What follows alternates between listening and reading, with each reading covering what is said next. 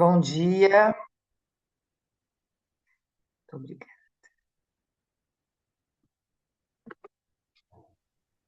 Eu vou pedir desculpas, que o meu inglês não é dos melhores, mas em respeito ao professor Constantin, eu vou tentar fazer a apresentação.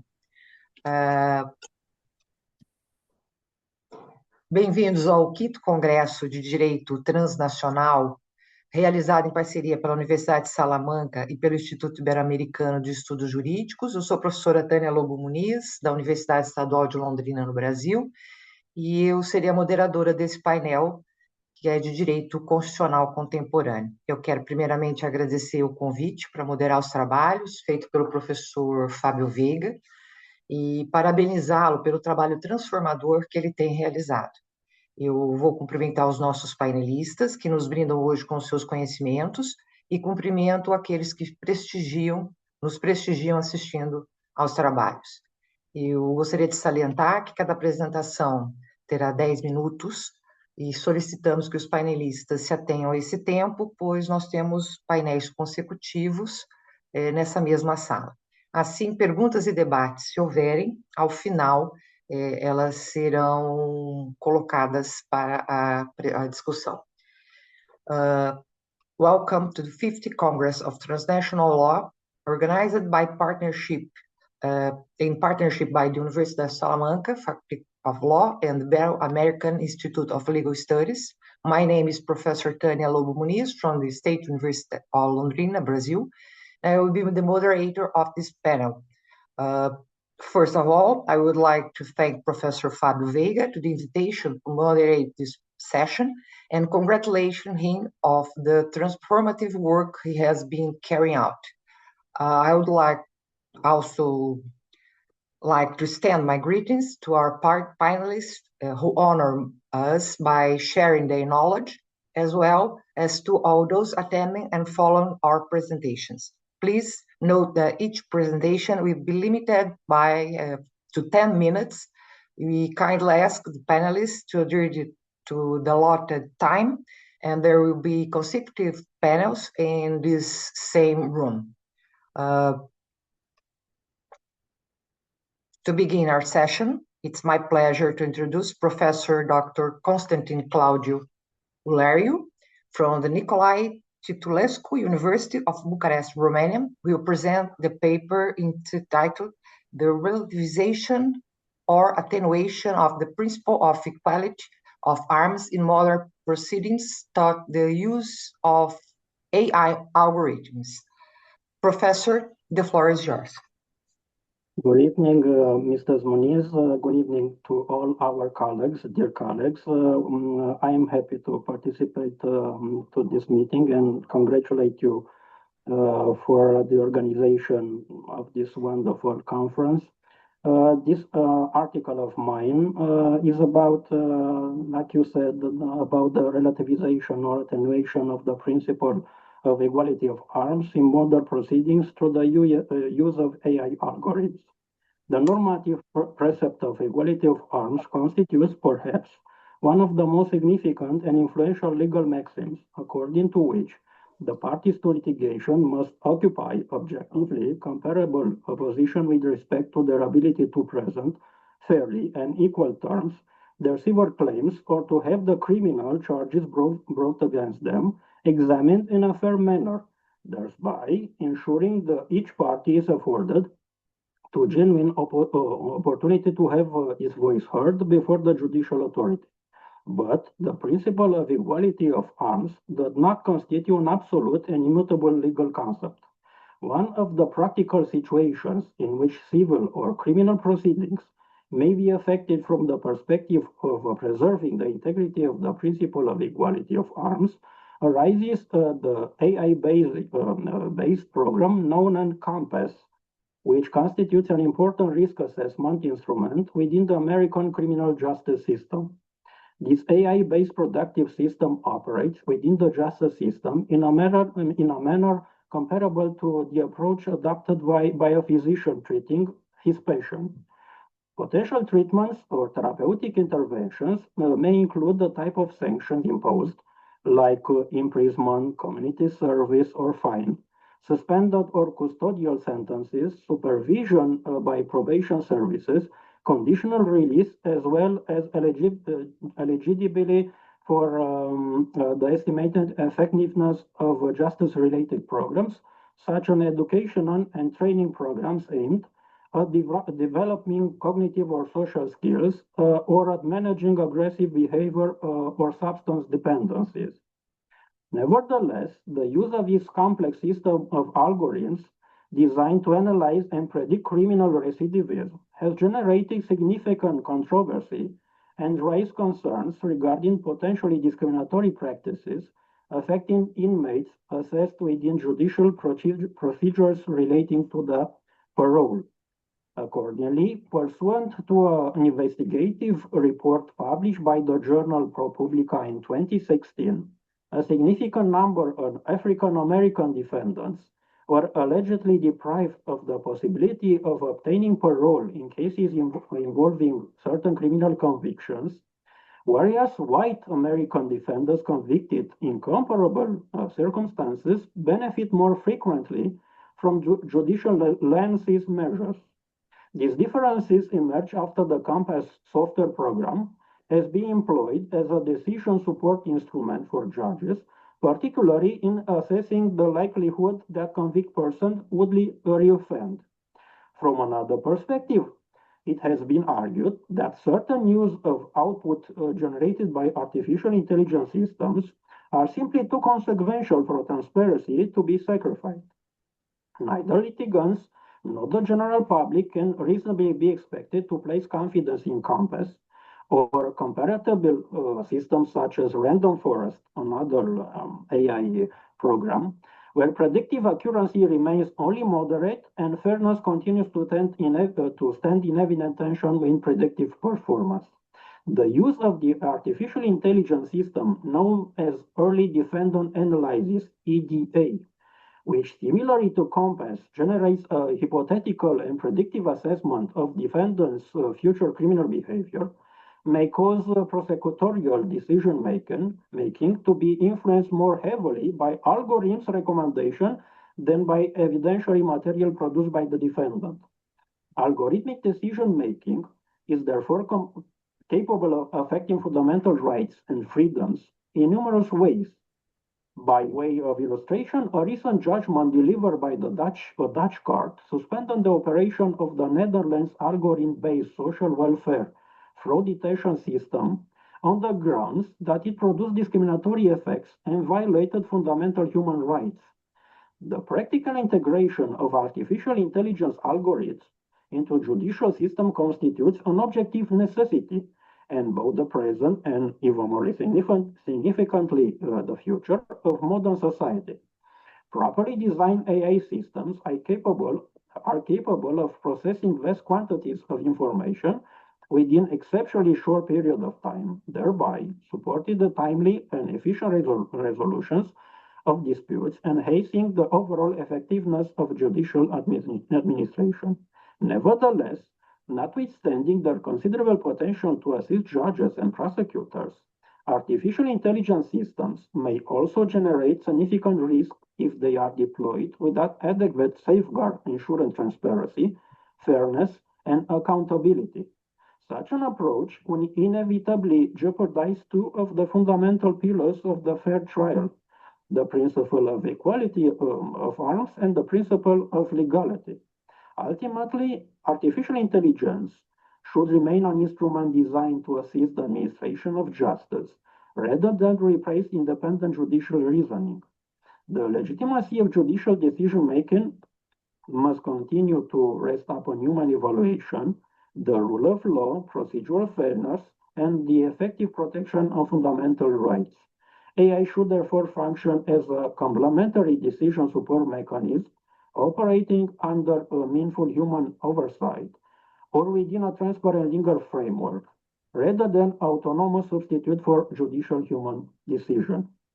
My presentation would be short because I want to not overrule my colleagues and not to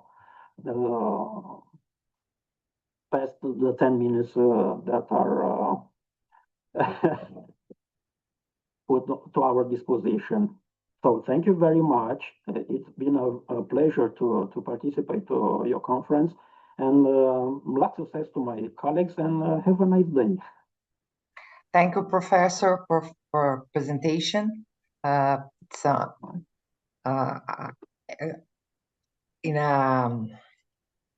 your study is so actual and relevant for contemporary law. And Thank you very much. That's what I mean to be very actual study. Thank you very much. I love this theme. Dando continuidade, eu gostaria de chamar para a sua apresentação o professor Ítalo Melo de Farias. O professor está na sala? Não? Professor, dando sequência, depois nós voltamos. Professor Frederico Antônio Lima de Oliveira está na sala? Eu vou passar para a professora Daniela, que eu já localizei na sala.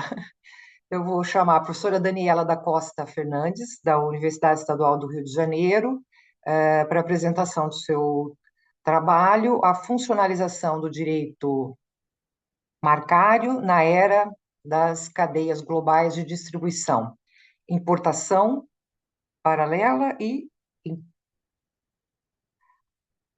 product decoding. Desculpe, mas o texto está truncado para mim. Daniela. Não tem problema, professora, obrigada. Eu poderia só fazer a transmissão do PowerPoint?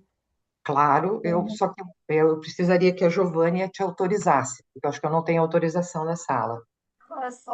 Está liberado o compartilhamento de tela. Tá, então, obrigada, Giovânia.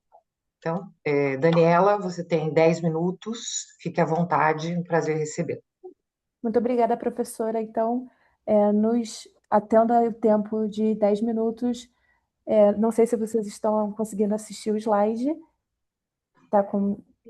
Sim. Está conseguindo? Muito obrigada. Sim. Passando, então, já direto para a introdução aqui, para a gente entender qual que é o problema do artigo e qual que é a hipótese que a gente tenta demonstrar nele. O artigo ele investiga em que medida o Product Decoding, que é a remoção ou adulteração dos códigos de lotes, números de série e etiquetas de rastreamento, ele desafia os limites tradicionais da proteção marcária, né? E a concorrência desleal nesse caso. Então, a hipótese central é que a ilicitude do decoding ele não pode ser determinada exclusivamente pela autenticidade ou não do produto. Então, aqui as regras de exaustão clássicas do direito marcário, elas não podem ser utilizadas necessariamente quando a gente fala aqui desse tipo de concorrência desleal, e a gente vai entender aqui um pouquinho o porquê, pulando aqui um pouco de metodologia que não seria importante aqui para nosso caso aqui, e para a gente atentar ao tempo. O que a gente precisa entender aqui nesse primeiro momento é que quando a gente fala de propriedade intelectual, propriedade industrial, especialmente marcas, a gente está falando de um direito que ele que tem como princípio a territorialidade. Só que aqui a gente está tratando um pouco do direito transnacional e da globalização de institutos, especialmente quando a gente fala de fenômenos econômicos contemporâneos. Então, aqui a gente não tem apesar de a gente ter um direito fundamentado no princípio da territorialidade, a gente tem uma produção normativa que acaba sendo controversa em relação justamente a essa circulação de mercadorias que atravessam fronteiras nacionais. Então, a gente vai começar a ter uma normatividade híbrida, uma cadeia de globalização que transforma esse direito, e aqui a gente traz como marco teórico para explicar a Horátia Movati e o Diego Fernandes Arroio, que propõem esse direito internacional privado menos nacionalizado e atentado já à pluralidade de adjudicadores de fontes, de normativas sobre o mesmo fenômeno, e aqui a gente tem especificamente um parágrafo no nosso artigo sobre um capítulo no nosso artigo sobre isso, e traça cisma entre um direito público fundamentado na territorialidade e um direito privado, como institutos de contrato e de comércio global, que desafiam a propriedade industrial na contemporaneidade. E aqui a gente fala aqui um pouquinho sobre a territorialidade e a marca. Como a gente falou anteriormente, a marca ela é alicerçada em tratados internacionais e o princípio dela é territorialidade, ou seja, a cada país que você quer a proteção, você tem que registrar no escritório de proteção da propriedade industrial relativo a onde você quer essa proteção. Então, aqui a gente está falando de uma questão de soberania do Estado. quando a gente fala da proteção da propriedade industrial, também é a proteção da soberania, porque indica qual Estado está agindo com essa política regulatória e que essa política regulatória não pode se sobrepor à outra. Só que aqui a função contemporânea da marca, ela também, além da indicação de origem, ela é uma sinalização de qualidade, ela é um ativo concorrencial. Então, quando a gente tem uma violação de marca, a gente também tem uma violação da concorrência desleal. A finalidade não é proteção da marca em si, mas distinguir o produto, informar e garantir organizar, não só pela função, pelo titular da marca, né, de garantir essa qualidade do produto, mas inclusive ao consumidor, que vai ter o produto conforme ele já tem a expectativa. Então, a gente tem um problema do decode como problema transnacional. E qual que é o grande problema do decoding aqui? É que a gente não tem, e vou explicar rapidamente o que é decoding, é quando se insere no mercado nacional o produto com o código de barras ou o código de rastreabilidade alterado, adulterado. Então, aqui a gente não tem uma aplicação de uma violação marcária tradicional, porque a gente não está falando de pirataria, mas o próprio produto original que é adulterado quando entra num mercado de distribuição nacional, mas aqui ele é alterado justamente para ultrapassar, né, para não ser, justamente para não se submeter a uma série de outras necessidades da nacionalização desse produto. Ele é revendido por intermediários que não necessariamente têm a licença para tanto, então, para não serem captados por uma infração, eles fazem essa adulteração. E aqui a gente tem um problema de governança jurídica transnacional justamente por isso, porque a gente tem um titular de propriedade industrial e a inserção de um produto por um terceiro que não está regulado pelo Estado, justamente porque não é o titular dessa marca. Então, a gente tem esse problema aqui justamente porque a gente tem um problema de controle de qualidade e exigências regulatórias de rastreabilidade. E aí, qual que é o grande problema aqui? Que é a importação paralela. Aqui a gente tem dois conceitos diferentes que a gente já até começou a antecipar. O primeiro é que a gente tem a importação de produtos genuínos, que elas são inseridas por canais oficiais, pelo titular, e, por outro lado, a inserção de produtos falsificados. Só que nesse contexto aqui que a gente está conversando, não é exatamente produtos falsificados. Eu vou até dar uma pulada aqui para tentar o tempo de 10 minutos, porque isso aqui a gente pode perpassar com uma certa celeridade, não precisa aprofundar exatamente. Mas qual que é o grande problema? Quando a gente fala de importação paralela de produtos que são legítimos, que não são falsificados, não é exatamente uma confração, o problema é que a gente tem 3 tipos de esgotamento de direito marcário que não culmina numa infração da marca, que seria a exaustão nacional, a exaustão regional e a exaustão internacional. Focar aqui na exaustão nacional e internacional, que é o mais importante para a gente falar um pouquinho do decode. A exaustão nacional é quando o direito se esgota apenas quando o produto é inserido no mercado interno. Então, é o modelo adotado no Brasil. Então, por isso que é importante a gente trazer um pouco a comparação do Brasil com outras jurisdições, porque a gente tem diferenças na exaustão internacional, que é a maioria dos países, por exemplo, da América Latina. Quando você coloca o produto em qualquer mercado estrangeiro, essa importação ela deixa de ser uma infração e se torna lícita a qualquer momento que ela já foi colocada no mercado.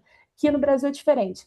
Para ela se tornar lícita, ela tem que ser colocada no mercado interno pelo titular ou por quem tem a licença dessa marca. Então, qualquer importação paralela, ela acaba sendo uma concorrência desleal e acaba culminando numa infração da propriedade intelectual. E aí aqui a gente tem o nosso problema, que é o Product Decoding. E por que a gente achou interessante tratar do Product Decoding nesse trabalho? Porque se trata de uma forma contemporânea e relativamente moderna de concorrência desleal, que é pouco explorado na jurisprudência brasileira. E aqui a gente fez uma pesquisa de caso específico para entender como esse fenômeno é analisado no direito brasileiro e encontramos somente uma decisão em todos os 27 tribunais aqui do Brasil, uma decisão sobre o Product Decoding e como que os tribunais interpretam. Então, por isso que a gente entende que é interessante trazer um pouco aos holofotes como esse mecanismo, como esse conceito é trazido nas jurisdições estrangeiras e como ele foi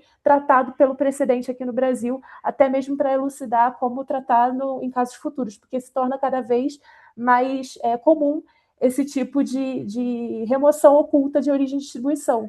E aqui a gente tem qual que é o limite do potencialmente tolerável e quando que ele se torna juridicamente relevante para configurar uma concorrência desleal ou até mesmo uma infração de marca, que é um direito protegido aqui internamente. Então, quando é que ele é tolerável? A remoção não tem função relevante, não induz o consumidor a erro, é desnecessária para atender exigências regulatórias? E quando ela é juridicamente relevante? Ela oculta a origem da distribuição, impede a rastreabilidade, compromete garantias. Aí aqui que a gente tem o decoding como concorrência desleal e se trata, então, portanto, tanto protegido pela Convenção de Paris, no artigo 10, tanto pela própria Lei de Propriedade Industrial, no artigo 209. Então, a gente tem aqui uma possível violação marcária, que é a ausência de nova codificação equivalente, remoção para impedir rastreamento, a gente não sabe de onde esse produto foi inserido, como ele foi comercializado, ele não está vinculado a quem tem a licença dessa marca, e a ausência de consentimento, que é um requisito que se tornou essencial. Se ela não foi realizada pelo consentimento do titular, a importação paralela acaba se tornando ilícita, e aí isso que tem que ser visto quando esse tipo de caso vem à baila. Então, aqui, o importador paralelo ele não pode competir com quem tem a licença ou o titular da marca, e aqui se torna um custo invisível para o próprio titular. E aí, quando a gente faz o panorama comparado, a gente viu que, por exemplo, a gente tem uma pesquisa do Subcomitê Europeu de Importação Paralela, e aí ele revela que dos 31 países que têm uma proteção marcada específica, nenhum possui uma lei específica sobre decoding, apesar da Europa já ter uma jurisdição que abarca esse tipo de violação marcada específica. E 13 países da União Europeia, desses 31 que foram analisados, sequer possuem jurisprudência sobre o tema. A maior densidade desses precedentes eles estão na Bélgica, na França, na Alemanha, nos Países Baixos, na Espanha, Suíça, Turquia e Reino Unido. E aqui a gente tem mais ou menos 3 modelos de decoding que são o estudo comparado que a gente realizou para entender como que esse fenômeno ocorre nos mercados internacionais e como que ele pode servir para uma futura desenvolvimento da jurisprudência brasileira ou de outros países que não têm uma jurisprudência desenvolvida. Então, a gente tem aqui, primeiro, uma adoção intermediária, que no precedente brasileiro foi o que ocorreu, mas é o modelo que se utiliza na União Europeia, nos países da União Europeia. Aqui a gente admite oposição quando a remoção compromete exigências regulatórias, ou que altera a condição original ou a reputação da marca. Mas tem um modelo mais protetivo dos Estados Unidos e da Turquia, que a inferência do sistema de controle de qualidade é suficiente para configurar a violação da marca, porque você está alterando justamente a confiabilidade do consumidor, uma vez que ele não consegue rastrear de onde vem, não tem como confiar se é realmente aquilo que ele busca consumir, ou, por exemplo, se há algum problema em algum lote específico, ele não consegue verificar, mas a gente vai analisar especificamente os casos precedentes dos Estados Unidos e da Turquia que culminaram nesse entendimento para entender um pouquinho melhor. E, por fim, a gente tem uma terceira abordagem sobre o fenômeno do decoding, que é um pouco divergente da maioria dos países, que é a abordagem de Israel, que configura o maior peso à livre concorrência. Então, ele admite a importação paralela, admite que os códigos sejam removidos, salvo se houver uma demonstração concreta do prejuízo. Então, aqui, analisar rapidamente, queria até pedir perdão aqui, porque perdi os ícones, mas a abordagem intermediária da União Europeia, a gente tem um precedente aqui do Tribunal de Justiça da União Europeia, que é o primeiro caso relevante sobre decoding, que é sobre o uísque. Então, a gente eliminava, o infrator eliminava o número de identificação do uísque e assim alterava, refixava os rótulos originais ou as cópias. Então, qual foi a decisão aqui do Tribunal de Justiça da União Europeia? Que o titular pode se opor à remoção e refixação desses rótulos, porque isso pode atrapalhar a própria marca dele, a confiabilidade da marca dele, e salvo quando o exercício do direito contribua para a participação dos mercados, e quando a reembalagem não afeta a condição original do produto, isso aqui não seria uma infração marcária. Mas aqui, nesse caso específico, a União Europeia reconheceu que, como se tratava de uma bebida, a codificação ela cumpria uma função regulatória obrigatória. Então, aqui teria um interesse legítimo da oposição de uma infração. Então, aqui, a infração ela foi vinculada especificamente na existência de uma regulação, mas por ser um item consumível. Então, se houvesse algum problema naquele lote, naquele produto específico, ali teria uma violação à saúde, um risco à saúde dos consumidores, e esse que foi o problema aqui aclarado pela União Europeia, não foi especificamente, necessariamente, a proteção da marca, da confiabilidade da marca, mas o risco aos consumidores, porque era um item que poderia pôr um risco à saúde, que é diferente do modelo que os Estados Unidos desenvolveu quando se fala de decoding, porque aqui a doutrina do material difference, que permitiu o titular se opor à comercialização dos produtos genuínos importados quando apresentasse diferença material relevante. Então, aqui a gente tem uma abordagem mais ampla, mais protetiva para o titular, porque quais foram aqui as situações? Acho que a principal aqui é da caneta Montblanc, porque a caneta ela não é um item que pode culminar na segurança dos consumidores, não tem nenhum risco à saúde dos consumidores. Aqui, especificamente, o objetivo aqui da proteção do decode, nesse caso específico, foi resguardar o goodwill, a reputação da marca. Então, por exemplo, o tribunal entendeu que remover o código de rastreamento impediu o titular de exercer o controle de qualidade efetivo. Então, se houvesse algum problema naquele lote, o titular, que no caso aqui é a Montblanc, o titular dessa marca não poderia remover esse lote, por exemplo, do comércio. Então, o importador ele não teria o direito de revender, reinserir esse produto no mercado americano, removendo o código de barras, o código de lote, porque impediria o titular a exercer esse controle de qualidade. Aqui a gente não está protegendo a saúde do consumidor, não está protegendo um bem maior, aqui está protegendo tão somente a reputação da marca. Então aqui a gente está falando realmente de uma violação à marca. E também aqui um caso de perfume, que também é uma marca visível no frasco, tinha a marca do frasco, e quando eles raspavam o código de barras, induziam que o produto a possibilidade do produto ter sido adulterado. E isso prejudicaria o que eles chamaram na jurisprudência de magnetismo comercial da marca. Porque se a marca está violada, se há um problema nessa marca, você vai ter um problema no magnetismo comercial,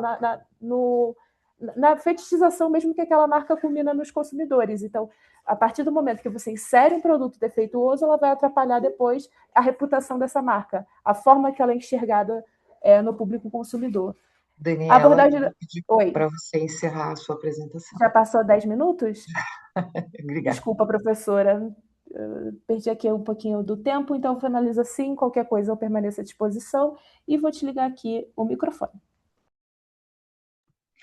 Daniela, desculpa te interromper, seu tema é extremamente relevante. Eu tenho um aluno de doutorado fazendo essa pesquisa e é instigante realmente falar sobre essa temática, né? É algo extremamente importante, assim como falar sobre inteligência artificial, que o professor Constantin falava anteriormente. São temas que, na atualidade, são extremamente necessários serem debatidos e pesquisados. Parabéns pela pesquisa. Dando continuidade ao nosso painel, eu localizei o professor Paulo Sena, então eu vou chamá-lo para a sua apresentação. Ele, Professora, estou aqui. Eu gostaria de compartilhar minha apresentação. Eu vou fazer claro, compartilhar aqui, tá? pois não, é o professor Paulo Alexandre Pereira de Sena, da Unifiel do Brasil, que compartilha a coautoria com a professora Eliane Maria Otaviano Martins É, e Francisco Gledson Lima Araújo. é As manifestações. O Gledson é da Unileão, né? Do Ceará, e a professora Eliane é minha coautora. Ela fala em direito marítimo, né? Ela é professora especializada em direito marítimo, é uma doutora especializada na área, mas me emprestou essa manifestação pública desse interesse de pesquisa que eu acho que você já deve estar vendo na tela, né? Eu estou ainda no outro tema, já volto para a tela. Tá. Então, o trabalho dos professores, as manifestações ideológicas e filosóficas do autoritarismo histórico no Brasil, segundo Marilena Chauí. Vocês viram que agora eu troquei o meu óculos, então eu estou conseguindo enxergar o texto, porque Maravilha. antes eu não estava conseguindo. Tá, ok. Professor Paulo Sena, sua apresentação está na tela, fique à vontade, são 10 minutos, professor. Prazer em Eu fico recebê-lo. muito agradecido mais uma vez pela sincera manifestação da coautora da sala, da orientadora, da professora, e sua participação e seu apoio nesse momento que para mim é instigante. Deixa eu ver se eu acho que eu acho que tá vendo peraí, professor, eu não sei se eu consegui. Será que caiu? Caiu, professora? Peraí, Não. A apresentação está É na que, tela. um momentinho, professora. Ave Maria, agora é aquela hora, vamos ver. É a hora do vamos ver. Tá, Eu será nem que é vou falar aqui? nada, professor, porque eu e tecnologia Hum, também eu Peraí, apanho professora, um nela. momentinho. Eu vou pedir muito seu apoio nesse momento crucial. Peraí, momento. Ai, Jesus, será que tu perdi o compartilhamento, professora? Ele está na tela, professor. É, o problema é que eu tenho que rolar ele na tela. Eu Acho que não tô, se o senhor entrar no seu arquivo, talvez o senhor não veja a tela, mas o senhor consegue rolar o arquivo. consigo assim. Acho que é aqui, né? Tá vendo, professora? Sim, Ah, tá, sim. graças a Deus. Então, a minha orientadora, a professora Eliane, que é especializada em Direito Marítimo, o Gleidson da Unileão, do Ceará, e eu sou da Unifiel. O Gleidson é meu colega de turma de mestrado que terminou agora.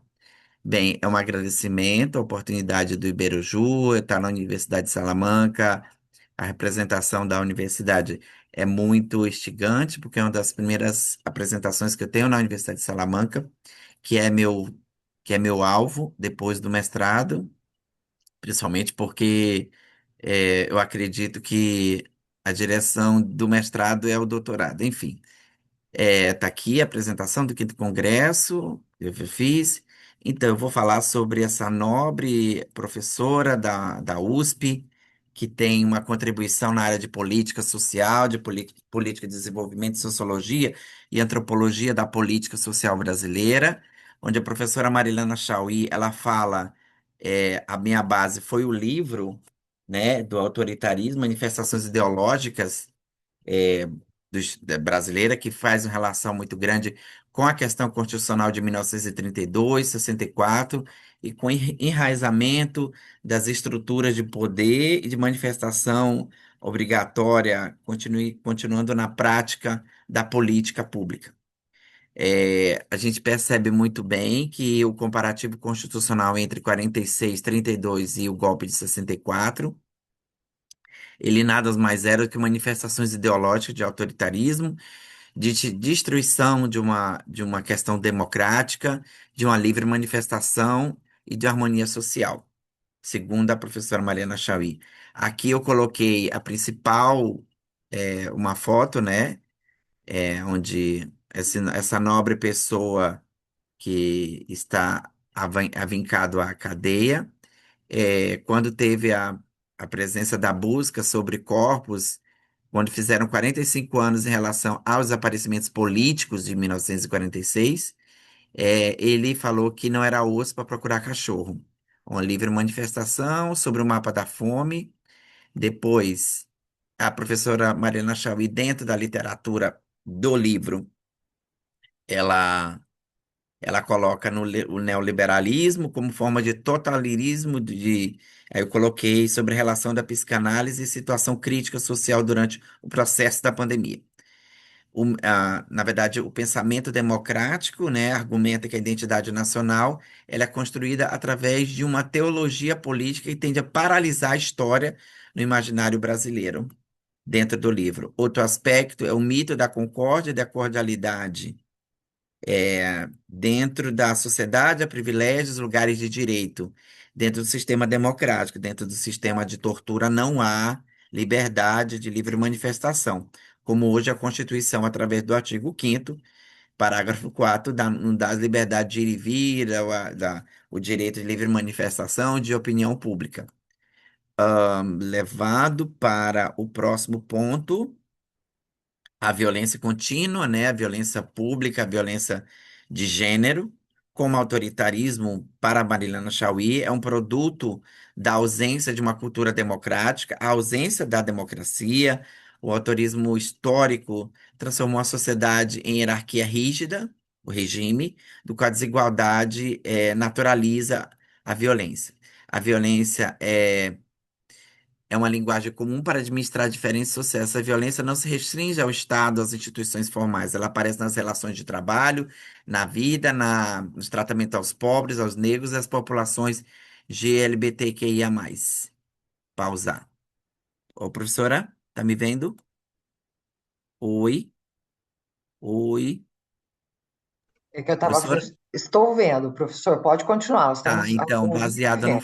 no fato de que a sociedade brasileira, nós somos oriundos de uma democracia formativa, de uma democracia que tem apenas 46 para 50 anos, a deformidade e o processo penal até, tem que eu amo de paixão, que eu estudo, que eu gosto desde o primeiro período, do segundo, terceiro, quarto período, formaliza a ideia de que nós somos o produto de uma Constituição de 1946. Nós ainda temos respostas à questão de 64 que não foram dadas, como desaparecimentos políticos, como invasão de universidades, e, enfim.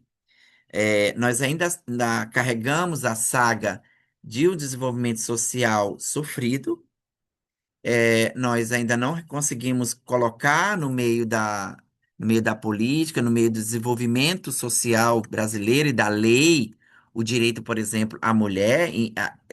Houveram evoluções em relação à democracia, mas o autoritarismo também fez com que, um exemplo, de que a lei para proteção de mulheres que sofrem agressão lá doméstico, a Lei Maria da Penha só surgiu depois de 25 anos depois da Constituição de 88, né? Então, há autoritarismo? Há autoritarismo no Congresso? Sim. Há autoritarismo no STF? Sim. Mas será que isso também não é um produto vindo lá de 64, vindo lá do regime militar? Nós ainda temos instituições públicas que, há escolas públicas, que são consideradas escolas federais, que ainda atuam de acordo com o comportamento do regime militar. Nós ainda não colocamos em prática o que realmente o artigo 5º e o artigo 8º diz. Liberdade de ir e vir, de livre direito de manifestação, o livre direito de ser quem é, de ser mulher, de ser da GLBTQIA+, de ser negro. Os negros foram também um ponto muito crucial que dentro do direito constitucional, se você perceber, não tem nenhuma lei de proteção à comunidade negra. Dentro da Constituição tem regras gerais, mas não tem uma regra específica. E a gente é obrigado a criar uma lei infraconstitucional para proteger determinadas classes que não eram privilegiadas pela Constituição de 88, que foi um marco evolutivo de 7 tentativas de uma Constituinte. Muita gente morreu. Eu tenho o costume de dizer que a Constituição ela é banhada de sangue, suor e lágrimas. Porque, além disso, a gente ainda vê o confrontamento político, muitas das vezes. Eu tenho um companheiro que diz que eu não tenho o que fazer para estar assistindo TV Senado, onde as cláusulas pétreas não são interpretadas da maneira correta. Porque há uma tentativa de modificar a cláusula pétrica, mas para você modificar a cláusula pétrica, você precisa ter outra constituinte. Será que nós estamos preparados para a nova constituinte, para a nova formalização, de acordo com o processo que a gente passou durante a pandemia, onde não se respeitava o direito de ter uma vacina? Eu tenho o direito a ter uma vacina, o direito de ser protegido pelo Estado.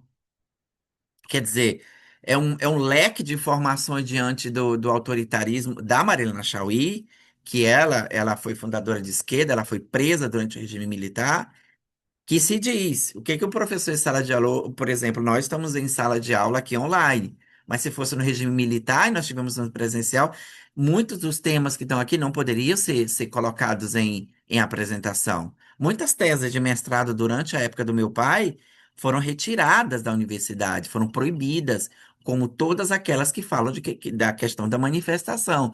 Lembrando que o direito de ir e vir, o direito de livre manifestação não dá o direito de uma classe ser superior à outra. O meu direito de me opinar e de me comportar não pode ser prevalecente ao direito do outro, senão eu não estou sendo democrático, eu estou sendo autoritário. E a questão autoritária é uma questão complexa, porque ela é uma questão cultural. A minha tese a minha argumentação de mestrado, eu falo muito na questão de será que nós realmente estamos identificando o processo, por exemplo, de defesa à violência doméstica? Será que, além da lei, o Estado também não deve proteger essas pessoas que, por exemplo, a mulher pode ir na delegacia e dar queixa? E a vida das crianças que estão em volta dessa mulher que está apanhando? Quer dizer, ela vai ter que voltar por lá aonde ela sofreu agressão. E muitas das vezes é assassinada, desaparecida, etc. A violência, ela é um produto da nossa falta de educação cívica e moral. Que ordem moral não é uma questão da matéria há 20 anos atrás, da educação moral cívica. É uma questão de entendimento ao respeito ao meu espaço, à visão do outro. Eu não posso passar a mão no corpo de uma mulher se ela não autoriza. Não, eu não tenho esse direito. Nunca, jamais defenderia esse direito. Mas eu também tenho o direito de ser respeitado quando eu sou xingado por uma mulher na rua, por exemplo, no trânsito, né? Ser comparado a determinados grupos. Não é porque eu tenho cabelo grande que eu sou a mulherzinha do grupo. Eu tenho um nome, eu tenho uma referência, eu tenho um CPF. Isso acontece diariamente. O próprio judiciário é machista, homofóbico e sexista. E sectário do regime militar. O regime militar, o espírito do regime militar do 64, obrigado, professora, pelo tempo, ele ainda prevalece sobre muitos órgãos públicos, principalmente sobre algumas, até dentro de alguns cursos do meio acadêmico. Ou você obedece, ou você tá fora. Obrigado, professora, pelo tempo. É um tema muito forte, é um tema que é um povo, né, de leque, né? Se fala de dignidade humana, do direito à mulher, direito ao LGBTQIA+, e o direito, principalmente o direito de você ser quem você é. E do meu dever como cidadão, o seu direito de ser respeitado e o meu dever de te respeitar. Obrigado, professora, e aguardo sua crítica. Professor Paulo, eu que agradeço sua apresentação. Sempre falar sobre democracia, igualdade, é falar e questionar essas questões e os problemas que acontecem na sociedade. É sempre extremamente relevante se a gente quiser falar de pacificação social, se a gente quiser falar de construção civilizatória e se a gente quiser falar de humanidade, né? Eu costumo dizer que nós não nascemos humanos, nós nos tornamos humanos, e a cada dia a gente constrói a humanidade. E para construir a humanidade é preciso questionar, e a partir dos questionamentos fazer com que todos nós possamos refletir sobre as questões que acontecem e a gente possa construir essa ideia de democracia. Então, extremamente relevante, agradeço pelo seu questionamento, pela apresentação. Contemporaneidade necessita de questionamentos como o que nós estamos vendo nessa sala hoje. Obrigada, professor. Eu vou dar continuidade. Eu peço desculpas se eu for deixando pela ordem. Eu localizei a professora Gema Pérez Souto, da Universidade do Minho, de Portugal, presente. Então, eu vou convidá-la a fazer a apresentação do seu artigo, intitulado Ela informe del Grupo de Acompanhamento sobre la Inteligência Artificial del Conselho Superior de Magistratura de Portugal, de 23 de febrero de 2026, outra vuelta de tuerca em relação à independência judicial e a inacabada legislação sobre proteção de dados de los tribunales.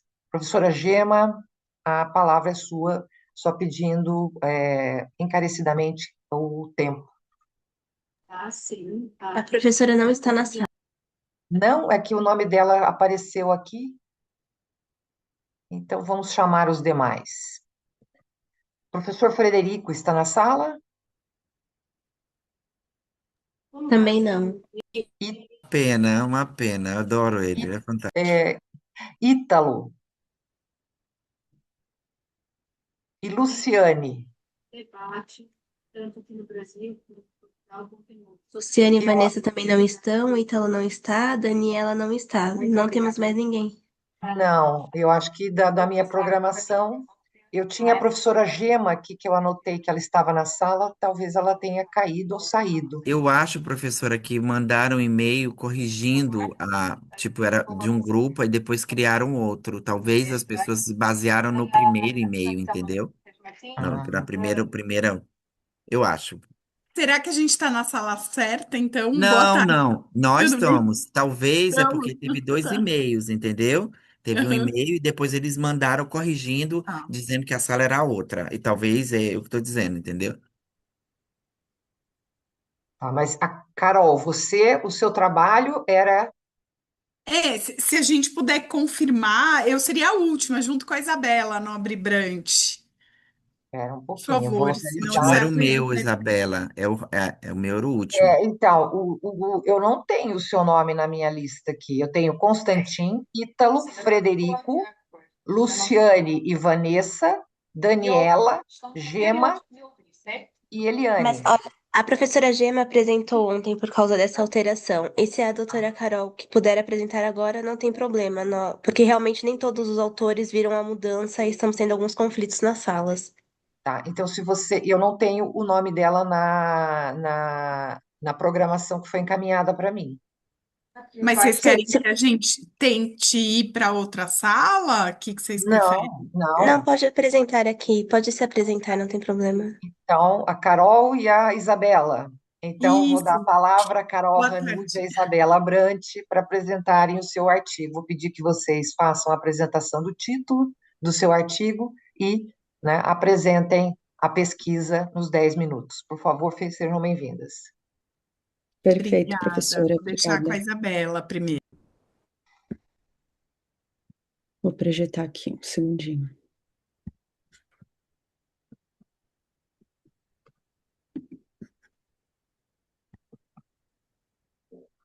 Vocês conseguem ver a minha tela? Perfeito. Então, o título do nosso artigo é Gestão do Conhecimento e Educação para Efetividade Regulatória, uma abordagem de gestão da mudança potencializada por inteligência artificial. Eu tive o prazer de escrever esse artigo em parceria com a professora Carolina Ranucci. Então, muito tem se falado sobre gestão da mudança, principalmente atualmente, porque nós tivemos uma acentuação das mudanças tecnológicas, econômicas, sociais. Deixa eu ver se eu consigo colocar o apontador. Pronto. Mas justamente por isso que esse tema está tão em alta, porque mudanças acontecem socialmente, economicamente, politicamente, e as organizações têm que se adequar. Aqui nós fizemos uma linha do tempo bem simples, que mostra mais ou menos isso, e como nos últimos 10 anos essas transformações têm se acentuado. Então, primeiro nós tivemos a internet, depois os smartphones, em 2018 já a ESG e novas exigências de governança, em 2023 o surgimento da inteligência artificial generativa, que foi uma grande chave de virada na forma como as organizações se formam, trabalham, se organizam, reforma tributária em 2025, e em 2026 ainda estamos descobrindo quais serão as novas mudanças. O World Economic Forum é uma organização que lança todos os anos relatórios com previsões globais, tanto de riscos globais, futuras catástrofes, quanto futuro dos empregos. Todo ano eles lançam um relatório, é uma organização muito interessante, a gente colocou aqui o QR Code para quem quiser acessar. E no panorama de riscos globais de 2026, o World Economic Forum já fez uma previsão do crescimento do mercado de inteligência artificial. Nós estamos em 2026, então quem é bom com matemática me ajude. Em 2033, o mercado vai quase que quadruplicar. Então, se a inteligência artificial já afeta as organizações atualmente, imagine daqui a alguns anos. E também eles lançaram um relatório do futuro dos empregos em 2025, com as 10 habilidades que mais estão crescendo, que mais estão sendo exigidas pelo mercado até 2030. Em primeiro lugar, nós temos inteligência artificial e Big Data, networks e cibersegurança, mas também educação tecnológica, pensamento criativo, resiliência, flexibilidade, agilidade. E aqui um dos pontos centrais, curiosidade e lifelong learning, uma habilidade de você aprender durante toda a sua vida, que entra também em adaptabilidade. A gente também coloca aqui o QR Code para quem tiver curiosidade de acessar. Investimento em tecnologia já há na maior parte das grandes organizações, isso é nítido, investimento em inteligência artificial, computadores de ponta, internet de ponta. As organizações estão investindo muito em políticas, procedimentos, programas de compliance, treinamentos obrigatórios, novas tecnologias e sistemas de informação.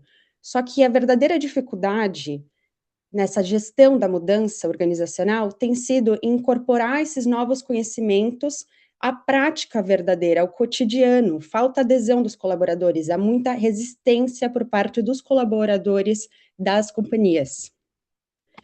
E aí entra um dos nossos pontos centrais que a gente defendeu no artigo, que mudanças sustentáveis dependem de transformação das condições que mantêm determinado problema existindo. Então, nos apoiando na literatura internacional sobre gestão da mudança, porque há ainda pouca coisa publicada no Brasil, 3 pilares principais são elencados nessa literatura, que é o caminho que deve ser seguido para uma boa gestão da mudança. A primeira são as estruturas explícitas, políticas, processos, fluxos de recurso. Em um segundo momento, nós entramos nas estruturas semi-explícitas, que são as relações entre atores, dinâmicas de poder. E, por fim, mas não menos importante, pelo contrário, mais importante ainda, as estruturas implícitas, que são os modelos mentais de quem forma a organização, são as crenças, pressupostos. E, justamente, a representação desse diagrama é uma pirâmide invertida, porque as estruturas implícitas são as menos evidentes, são as mais inacessíveis, mas são as mais importantes para uma boa gestão da mudança. Então, nós defendemos que o problema, na verdade, por que tantas companhias falham em gestão de mudança? Porque o problema é educacional. Então, nós podemos chegar ao questionamento: como organizações aprendem e ensinam? Se modelos mentais são tão importantes numa gestão da mudança duradoura, nós precisamos olhar para como isso é compartilhado dentro da empresa, porque gestão da mudança é muito mais do que implementação de novas regras, novas normas, novas tecnologias. Precisa ter circulação do conhecimento, construção de repertório compartilhado e desenvolvimento de novas capacidades de decisão e ação, que é feito através da educação. Aqui nós temos um esqueminha que representa a nossa tese central, que não há mudança organizacional duradoura sem conhecimento compartilhado e aprendizagem capaz de produzir novas formas de pensar, decidir e agir. Então, a gestão do conhecimento junto com a educação transformadora forma essa gestão da mudança duradoura. E como fazer isso, como escalar para toda a companhia? Hoje em dia nós temos uma solução muito eficaz, muito tecnológica, que são as inteligências artificiais. É uma forma de escalar toda a gestão do conhecimento, de escalar a educação de forma viva, sem as pessoas precisarem ficar acessando relatórios, por exemplo.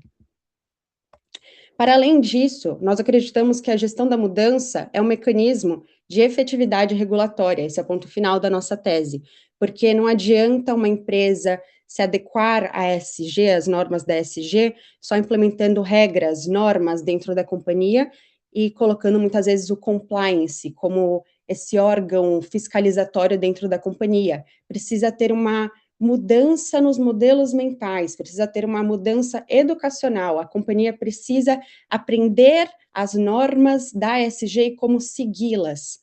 Agora eu vou passar a palavra para a professora Carol Hanud, que ela vai mostrar na prática como essa tese foi aplicada com alguns clientes. Obrigada, Isabela, muito obrigada.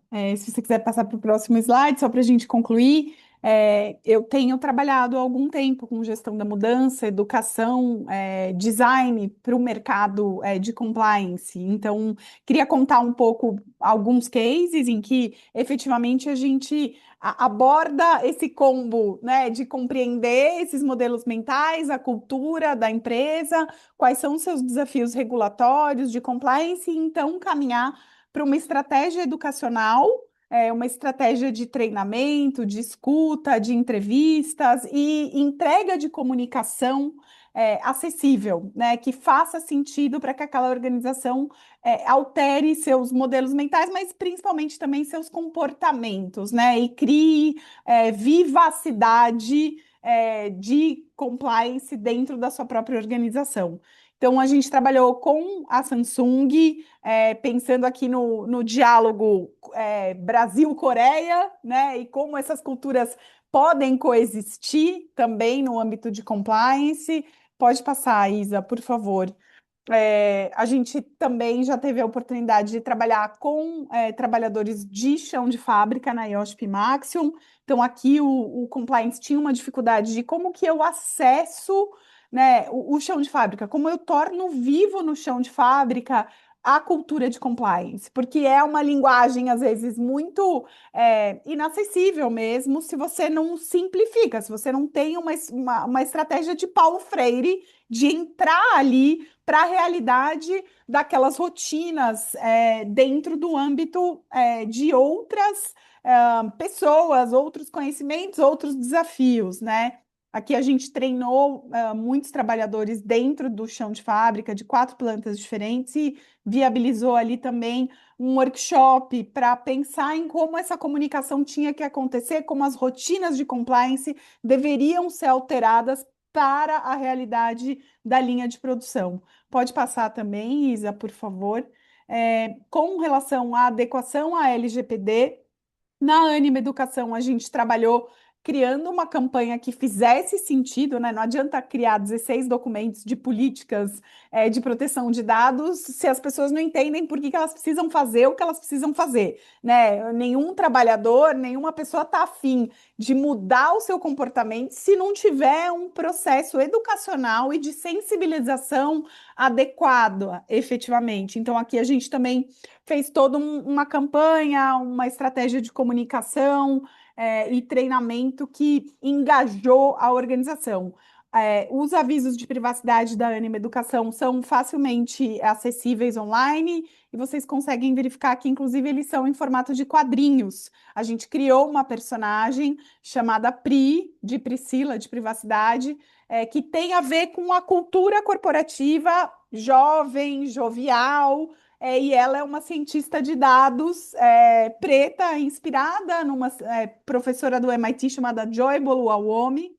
Então tem todo um porquê, né? Deixa eu explicar por que que você precisa cumprir o compliance.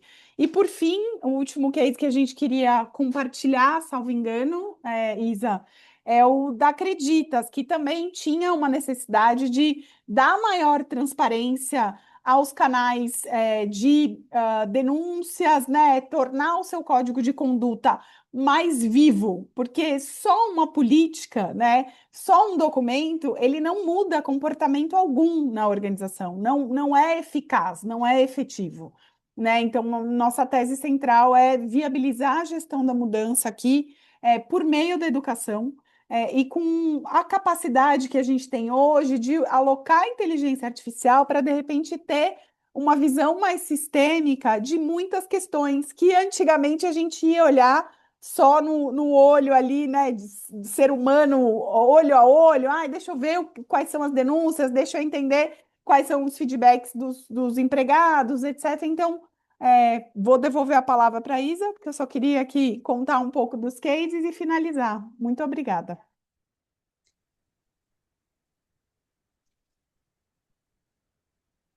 Eu acho que a Carol resumiu bem como é a prática, a aplicação dessa tese na prática. A gente também já está sem tempo. Eu só queria agradecer o espaço e a fala. E se alguém tiver alguma dúvida, quiser falar mais sobre o assunto, nós estamos à disposição por meio dos nossos e-mails. Meu microfone. Eu agradeço a apresentação. Ainda bem que vocês estavam aqui hoje, né? Porque esse tema é extremamente instigante, porque ele conversa com tudo que já foi falado. Se a gente for pensar em velhos problemas, novos problemas, a gente está falando, na realidade, de como a sociedade vive, de como a gente se constrói. E essa complexidade da sociedade ela vai acrescentando situações. E talvez a nossa capacidade de acompanhar ela acabe dificultando que a gente entenda essas novas propostas que são colocadas. Quando a gente fala de compliance, algumas pessoas têm dificuldade de entender a extensão do que é o compliance, de como ele é revolucionário na perspectiva de fazer com que essa cultura se estabeleça. E eu concordo com vocês, não existe aprendizagem, não existe comunicação sem conhecimento. E para ter conhecimento, a gente precisa fazer, né, e não existe mudança se eu não me apropriar dos valores que estão sendo ali colocados. Então, a ciência diz, nós somos capazes de mudar. O ser humano, ele é dotado, né, o cérebro humano, de neuroplasticidade, mas para isso ele é preciso ter consciência, é preciso ter conhecimento, e aí a gente promover a mudança. Então, desde os questionamentos que foram feitos pelo professor Paulo, desde os questionamentos sobre o que a IA traz revolucionariamente para a ideia do processo, né, que foi apresentado pelo professor Constantin, desde o direito de marca, que foi apresentado pela Daniela, a gente tem aqui vários questionamentos que eles passam pela proposta de vocês. É preciso comunicação, é preciso conhecimento, é preciso aprendizagem, mas para isso a gente tem que questionar e estar numa sala como essa, né? Então, essa eu acho que é a riqueza da academia. Professora, Por favor, Paulo, só pode uma falar? observação em um dos trabalhos que eu achei muito bonito, os dois últimos trabalhos, que, aliás, aquele folder tá fantástico, né? O trabalho de plástica, da cor, das fotos, as meninas estão muito bonitas, né? Mas uma coisa interessante é que alguém citou Paulo Freire. Ah, eu pulei da cadeira. Eu pulei da cadeira porque, assim, é, a gente entender que a transformação social, ela passa pela cadeira da educação. Não tem outro método de mudança social. Ou muda a forma de pensar. Para mudar a forma de pensar, precisa do conhecimento. Sem o conhecimento, não há desenvolvimento e não há forma de pensar. Acho que uma das meninas falaram, e acrescentando uma coisa muito boa que eu li sobre Paulo Freire. Quando você muda a forma de pensamento, você muda seu comportamento. Quando você muda a sua forma de pensar, você muda a sua forma de olhar a vida e olhar a sociedade como algo positivo ou negativo, dependendo do ângulo que você achar. Eu posso achar uma cidade muito bonita, a professora pode detestar, não é horrível, mas como no sistema democrático de direito, a gente pode chegar à conclusão. Ela pode não ser bonita, mas ela me serve. Eu posso não gostar de São Paulo. Tem gente que acha lindo, acha que aquilo é a Disney, que é paraíso. Tem gente que vai para São Paulo e fica olhando os prédios. Eu tô falando sério, isso é lógico, é sociológico. E tem gente que odeia. Então a democracia é a compreensão entre o que é fato e o que é correto. O que é bom para mim talvez não seja bom para a professora, né, professora, ou para qualquer colega. Pois é, Paulo, está aí uma boa discussão, né? A ideia do respeito e da diversidade do ser humano. A grande a grandiosidade da humanidade é que nós somos diferentes. E as nossas diferenças, elas nos permitem ser inovadores e construir, desde que haja respeito. Tem Somos gente que gosta de... iguais, nós somos iguais, mas somos diferentes, porque somos até de sexo diferente. Então Ah, somos diferentes, né? Mas quer somos dizer, o ser iguais em humano, direito. independente das suas escolhas, ele é um indivíduo, né? E a gente tem que garantir essa individualidade. E essa riqueza da individualidade humana é que faz com que a gente consiga construir essa riqueza do mundo que a gente vive. Quanto mais respeito a gente tem, mais conhecimento, e aí a ideia das neurociências hoje, elas trazem de uma forma muito patente essa ideia Muito. de que o ser humano é capaz, né? Mas ele é capaz a partir do momento em que ele se debruça, ele aceita enxergar novas realidades, novas perspectivas e se construir. A gente se constrói, né? Sim. E eu acho que E essa é a tem, nossa relevância. e tem uma coisa sobre a questão da igualdade de gênero, que quando a gente fala igualdade de gênero, todas as mulheres e homens são iguais. Aí eu sempre falo para meus alunos, são iguais perante a lei. Mas são diferentes em sua forma, em sua cultura, em seu estado, em sua família. Mas somos iguais em leis. É interessante isso, é muito poderoso. A Constituição ela é profunda na questão da diversidade humana, né? É muito, muito show. Eu acho que nós não temos mais apresentações, Giovana.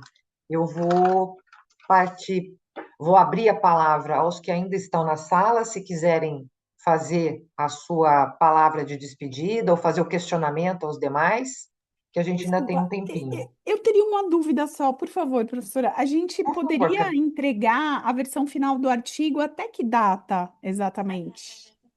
eu não tenho. Giovânia, Giovanni, você É, tem. geralmente são 30 dias após o evento, mas como agosto é mês de férias na Europa, nós vamos estar aceitando até dia 10 de setembro. Ah, perfeito. E aí, o e-mail, depois, se você puder confirmar com a gente qual e-mail a gente pode mandar, por favor, a gente agradece muito, porque ficou um pouco confusas as informações. Muito Pode obrigada, enviar, viu? enviar para o Aham. eventos@iberojur.com.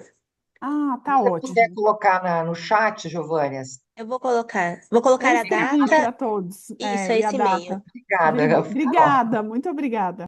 Doutora, só mais uma chamar a atenção de uma coisa aqui, é que eu tô percebendo que eu tô num grupo praticamente só de mulheres aqui, né? No final, professor, sabe? eu vou falar, eu estive ontem num evento em João Pessoa, Na em que, Paraíba. na Paraíba. Hum, Aliás, nós estávamos falando que é um tema que eu trabalho bastante, além do direito internacional, que é a é. solução de conflitos, e nós estávamos num evento sobre solução de conflitos. E numa das principais mesas, onde estava, na realidade, o judiciário representado falando sobre esses meios extrajudiciais de solução de conflitos, eu tinha somente um juiz, e eu tinha cinco juízas, né? Cinco magistradas e um magistrado. Não que a gente não é uma questão de comemorar e dizer, ó, comemorar também, mas a ideia de que a sociedade se transforma. Pouco a pouco, Muito, a gente vai muito. tendo. E o que a gente não pode é desistir dessa transformação. Eu Eu, sou como. neto, eu sou neto da primeira prefeita mulher do Brasil, né? Na época do, lá em 1932, não existia nem sistema democrático de direito, né? Ela foi dada pelo Estado. Mas assim, eu estou estudando a vida da minha bisa, né? Então, de uma das minhas bisas, né? Então, a gente percebe a quantidade, vamos chamar a trincheira de batalha do campo acadêmico, ele tá mais rosa, ele tá mais, como dizem, é, a turma do batom tá tomando conta do sistema acadêmico. Não é ruim, é só uma crítica, né? Uma crítica, tá? É só um elogio até, né? Eu acredito que a gente tem que estar nos lugares pela nossa competência, E as mulheres são, né? As mulheres são, né? independente de origem, independente de gênero, as pessoas têm que acompanhar, né? E a ideia de competência, ela vem também pelas oportunidades que nós temos para que cada um desenvolva as suas competências. Para isso é necessário que a pesquisa se desenvolva, que ambientes de discussão como esse que nós estamos aqui, eles se proliferem, que a gente tenha um encontro do mundo em torno da discussão, para que a gente perceba as nossas diferenças, mas também perceba a nossa proximidade, para que a gente aproveite o que tem de bom no mundo e transforme aquilo que a gente entende de negativo, para que a gente construa uma humanidade mais igualitária, mais humana, né? Enfim, para que a gente possa efetivamente desenvolver tanto a ciência, tanto o direito, né? Os romanos já diziam, né? Os gregos diziam, perdão, que eu tenho eles tinham duas grandes profissões, né? Os arquitetos que planejavam a arquitetura da cidade e o advogado que planejava a vida. Então, Que eu acredito maravilha. muito que nós aqui que somos profissionais de direito, nós temos essa Missão, atribuição de missão. discutir os problemas da vida, de trazer as diferentes perspectivas sobre os problemas da vida, para que a gente encontre caminhos. Não existe, na minha perspectiva, ninguém completamente certo, ninguém completamente errado. O que existe são visões de vida e que, se a gente tiver uma comunicação que seja respeitosa, que seja trabalhada de forma harmônica, a gente tem a possibilidade de construir caminhos, de construir Maravilha. uma sociedade mais pacífica e Justa, de a mais gente ter justa. mais justa. Então, Professora, ontem numa palestra eu falei para os alunos, que os alunos ficaram apavorados, que eu falei que os livros originários da humanidade estavam errados. Que primeiro Deus fez a mulher, porque ele precisou criar um útero para que Adão viesse primeiro. Então, essa história de que Adão veio primeiro não é verdade. Primeiro veio a mulher porque precisou do útero, né? Eu fui para aula. Nossa, professora, criou um problema na cabeça dos alunos. Professor, não diga isso. Eu digo, não, mas está errado. Porque ele veio de um útero, não veio? aí Então, eu não sei dizer, professor. Mas Aí eu foi não só uma tenho provocação, né? Meus opinião. professor, como é que o senhor diz isso? Tá de norteando Roma, vai cair o colossal em cima do senhor. Eu falei, não, mas eu vim de útero, então eu acho que Adão também veio. Então primeiro veio a mulher, primeiro não veio o homem. É minha tese, tá, professora? Desculpa a brincadeira, Não, tá? eu acredito em Deus, né? Mas eu não saberia lhe dizer se no processo da criação como isso se deu. Então, eu acho que eu nunca me debrucei sobre esse Obrigado. Mas foi só momento. uma brincadeira, uma provocação, tá? Imagina, professor. Mas eu vou agradecer. Eu acho que a Carol está na sala ainda. Se a Carol quiser se manifestar. Que eu e a Isa estamos. Não, eu agradeço a Isso. todas, todos, enfim, todos, e obrigada pela gentileza aí de alocar a gente, e perdão se estávamos na sala errada. É isso, muito obrigada, viu? Não, não tem certo ou errado. A gente tem um momento para estar. E a sua temática foi extremamente relevante. Então, vocês estavam no local certo e contribuíram muito para essa manhã ou tarde, né, ou início de noite, dependendo de onde as pessoas estejam. Enfim, para esse momento de discussão e de construção do pensamento. Então, eu vou me encaminhar para o encerramento, agradecer a presença de todos, dizer que foi um aprendizado para mim, é sempre um prazer estar participando dessas mesas e dessa discussão. Vou dizer do prazer de estar na Universidade de Salamanca, ainda que de forma remota, né, pela sua grandeza, pela qualidade da discussão que ela realiza já há séculos, e agradecer mais uma vez ao professor Fábio Veiga, que é essa pessoa que tem se debruçado, né, para que haja essa ideia de democratização do conhecimento, e falar que foi um prazer estar aqui com vocês e eu fico à disposição de todos. Então, muito obrigada, e a gente encerra esse painel, esse nono painel do nosso congresso Professora, deixa o de seu contato, professora, aqui embaixo, por favor. Com certeza, só um minutinho. Deixa eu abrir o Porque chat novamente. senão a gente perde o rumo aí, a gente nunca mais encontra a senhora, é difícil. Ainda bem que você lembrou, Paulo. Vamos lá, eu vou colocar aqui.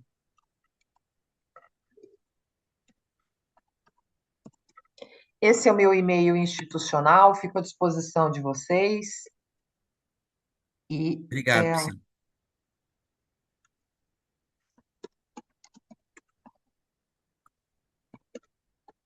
e quem. Opa, vamos ver se eu digitei certo. E quem quiser fazer contato comigo no Instagram, é o meu nome, @Tânia Lobo Muniz. Eu também fico à disposição de vocês. Um prazer essa discussão. Aprendi mais um pouco, mais um monte nesse painel. E até o nosso próximo encontro. Obrigada.